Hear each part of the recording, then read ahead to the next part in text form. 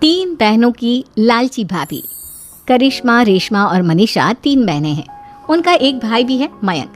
मयंक अपनी बहनों को बहुत प्यार करता है, लेकिन मयंक की पत्नी सविता इस मामले में मयंक से बिल्कुल ही अलग है। वो अपनी ननदों का जितना बुरा कर सकती है उतना बुरा करती ही रहती है और अपनी ननदों पर हुक्म भी चलाती है। करिश्मा, करिश्मा, तुमने अभी तक नाश्ता नहीं बनाया? तुम्हारे भैया को ऑफिस जाने में देर हो रही है। हाँ भाभी, बस अभी बनाती हूँ। करिश्मा, तुम ये ढीलापन छोड़ दो। कल को पराए घर जाना है। वहाँ अगर तुम इस तरह से काम करोगी तो लोग क्या कहेंगे कि माँ ने और भाभी ने कुछ सिखाया नहीं।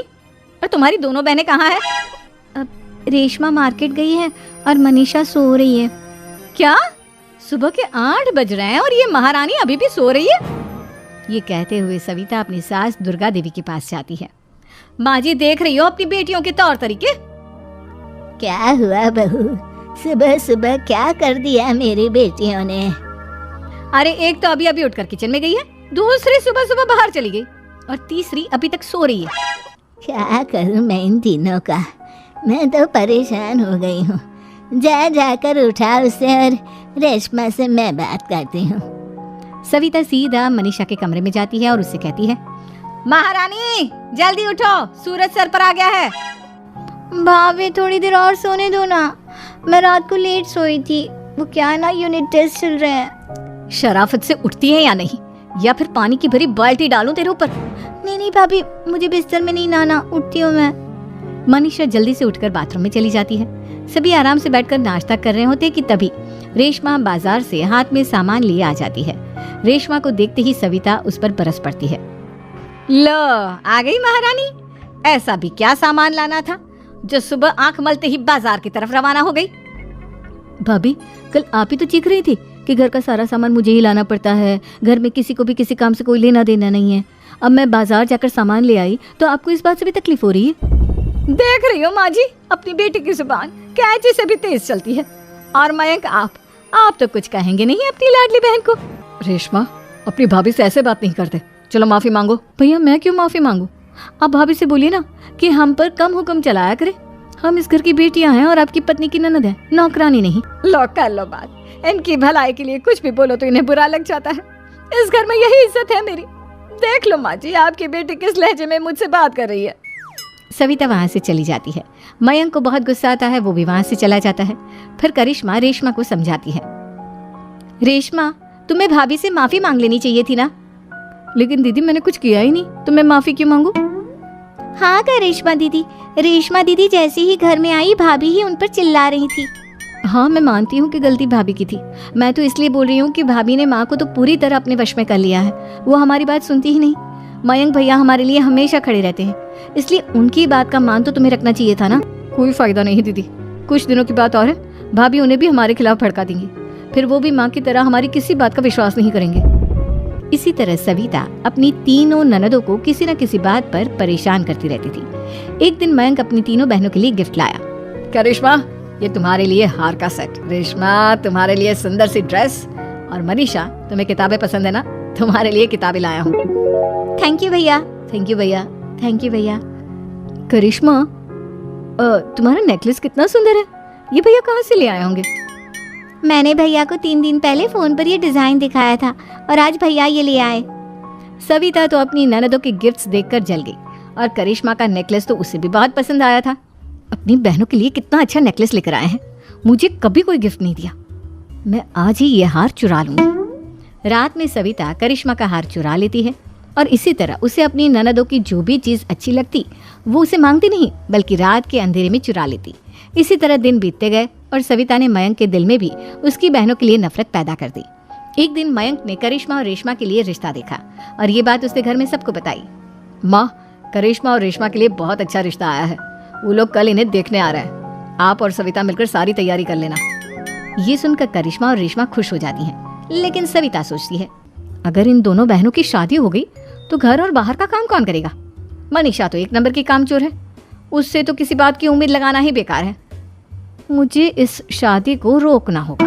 अगले दिन सभी लड़के वालों के स्वागत की तैयारी करने में लगे होते हैं। तभी मयंक अपनी बहनों से आकर कहता है, तैयार हो गई तुम दोनों? देखो, दोनों लड़के बहुत अच्छे हैं, मैं कोई कसर नहीं छोड़ना चाहता, इसलिए तुम उनके सामने अच्छे से बिहेव करना और अपनी भाभी से लड़ने मत लग जाना। करिश्मा, तुम वो नेकलेस पहन लो ना जो मैं तुम्हारे लिए लाया था।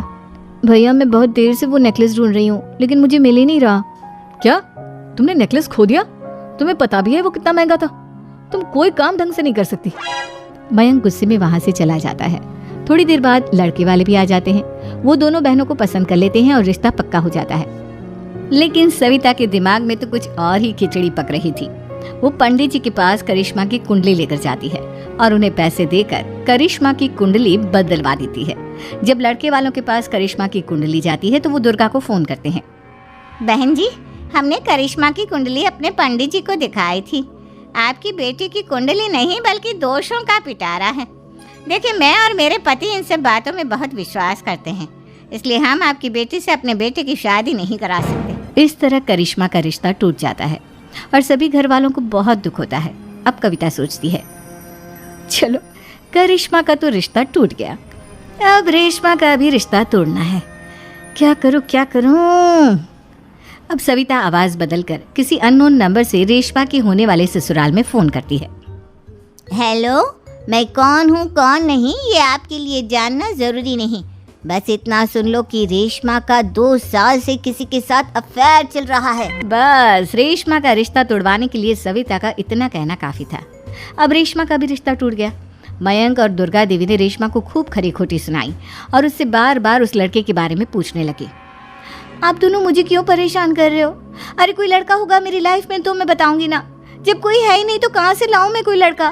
तो तेरे होने वाले ससुराल वालों को फोन किसने किया था? माँ मैं नहीं जानती किसने फोन किया था, मैं सच कह रही हूँ। मैं तो पहले ही कह रही थी इसकी लगाम खींच कर रखो, लेकिन मेरी सुनता ही कौन है। आप चुप रहिए भाभी, ये सब आपका ही किया धरा है।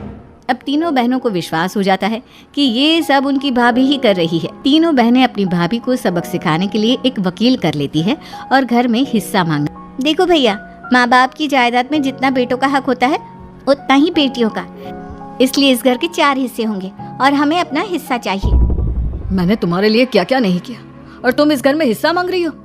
भैया, आप और माँ हम बहनों की कोई बात नहीं सुनते हो और भाभी हमारी शादी नहीं होने देगी क्योंकि उन्हें लगता है कि आप हमारी शादी में ज्यादा पैसा लगाओगे और उन्हें हम जैसी फ्री की नौकरानी कहाँ मिलेगी।